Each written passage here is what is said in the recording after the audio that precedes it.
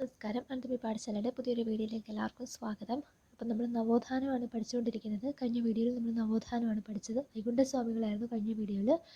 ഇന്ന് നമ്മൾ നോക്കാൻ പോകുന്നത് ചട്ടമ്പി സ്വാമികളാണ്. ചട്ടമ്പി സ്വാമികളെക്കുറിച്ച് PSC എപ്പോഴും ചോദിക്കാറുള്ള ഒരുപാട് ചോദ്യങ്ങൾ ഈ ഒരു ഭാഗത്ത് ഉണ്ട്. അപ്പോൾ SCERT ടെക്സ്റ്റ് ബുക്കിൻ്റെ ഒരു ഭാഗമാണ്. അപ്പോൾ നമുക്ക് ജാതി മത വർഗ വിവേചനത്തിന് അതീതമായി മനുഷ്യ സമൂഹത്തിൻ്റെ ക്ഷേമവും ഐശ്വര്യവും ലക്ഷ്യമാക്കി പ്രവർത്തിച്ച മനുഷ്യസ്നേഹിയായിരുന്നു ചട്ടമ്പി സ്വാമികൾ. തിരുവനന്തപുരത്തെ കണ്ണമ്മൂലയിലാണ് അദ്ദേഹം ജനിച്ചത്. അത് വളരെ പ്രധാനപ്പെട്ടതാണ്. അധസ്ഥിതർക്ക് ക്ഷേത്രപ്രവേശനവും സഞ്ചാര സ്വാതന്ത്ര്യം അനുവദിക്കണമെന്ന് ചട്ടമ്പി സ്വാമികൾ വാദിച്ചു.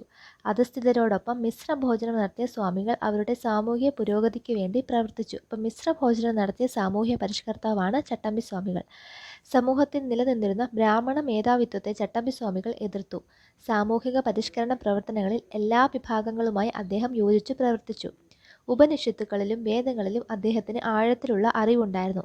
വേദാധികാര നിരൂപണം, പ്രാചീന മലയാളം എന്നിവ അദ്ദേഹത്തിൻ്റെ പ്രധാന കൃതികളാണ്. അപ്പോൾ വേദാധികാര നിരൂപണം, പ്രാചീന മലയാളം എന്നിവ എഴുതിയ സാമൂഹ്യ പരിഷ്കർത്താവ് അല്ലെങ്കിൽ പ്രാചീന മലയാളം എന്നത് ഏത് സാമൂഹ്യ പരിഷ്കർത്താവിൻ്റെയാണ്, അല്ലെങ്കിൽ ചട്ടമ്പി സ്വാമികളുടെ പ്രധാന കൃതികൾ ഏതൊക്കെയാണ് എന്ന് ചോദിക്കാം. പിന്നീട് വിദ്യയും വിത്തവും ഉണ്ടെങ്കിലേ മനുഷ്യ പുരോഗതി സാധ്യമാകൂ എന്ന് അദ്ദേഹം വിശ്വസിച്ചു.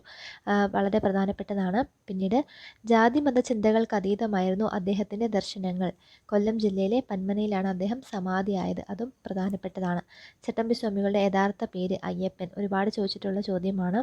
പിന്നീട് ക്ലാസ് നടത്താൻ ചുമതലയുള്ള ആളെന്ന അർത്ഥത്തിലാണ് ആ ഒരു പേര് വന്നത്. അതുപോലെ തന്നെ അങ്ങനെയാണ് അയ്യപ്പൻ പിൽക്കാലത്ത് ചട്ടമ്പി സ്വാമികൾ എന്ന് അറിയപ്പെട്ടത്. അതായത് ക്ലാസ്സിലെ ലീഡറായിട്ട് അദ്ദേഹത്തെ തിരഞ്ഞെടുത്തു. അങ്ങനെ ക്ലാസ് നിയന്ത്രിച്ച ആളെന്ന അർത്ഥത്തിലാണ് ചട്ടമ്പി സ്വാമികൾക്ക് ആ ഒരു പേര് വന്നത്. അപ്പോൾ ഇത്രയും കാര്യങ്ങളാണ് ചട്ടമ്പി സ്വാമികളുമായിട്ട് ബന്ധപ്പെട്ടത്. ഏതൊക്കെയാണെന്ന് ചോദിച്ചാൽ തിരുവനന്തപുരത്തെ കണ്ണമ്മൂലയിൽ ജനിച്ചു, മിശ്രഭോജനം, വേദാധികാര നിരൂപണം, പ്രാചീന മലയാളം, വിദ്യയും വിത്തവും ഉണ്ടെങ്കിലേ മനുഷ്യ പുരോഗതി സാധ്യമാകൂ, പന്മനയിലാണ് സമാധി, അതുപോലെ തന്നെ അയ്യപ്പൻ എന്നായിരുന്നു യഥാർത്ഥ നാമം. അപ്പോൾ വീഡിയോ ഇഷ്ടപ്പെട്ടെങ്കിൽ ലൈക്ക് ചെയ്യുക, ഷെയർ ചെയ്യുക, സബ്സ്ക്രൈബ് ചെയ്യുക. Thank you so much for watching.